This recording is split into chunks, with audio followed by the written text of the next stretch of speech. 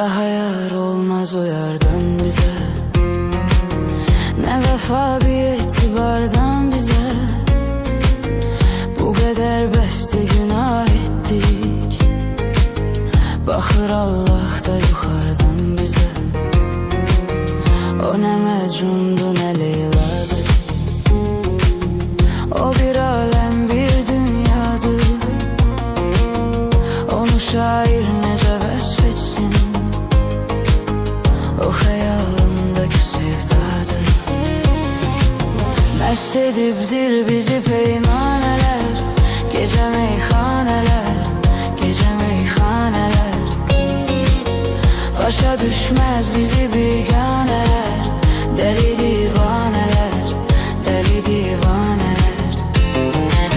Mest edipdir bizi peymaneler, gece meyhaneler, gece meyhaneler. Başa düşmez bizi biganeler, deli divaneler, deli divaneler.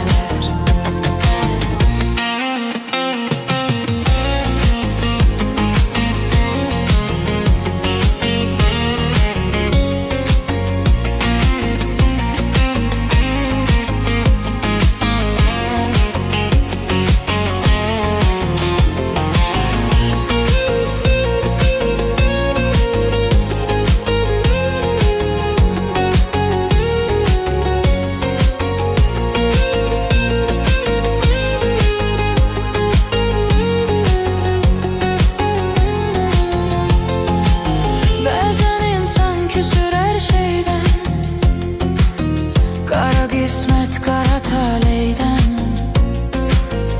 yüzümüz gülmedi onsuz da.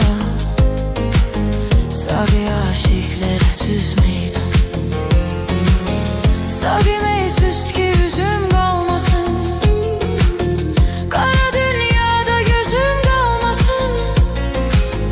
Beni dindirme danıştırma, yine içtim ki sözüm kalmasın.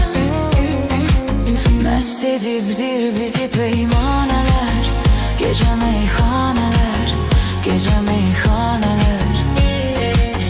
Başa düşmez bizi biganeler, deli divaneler.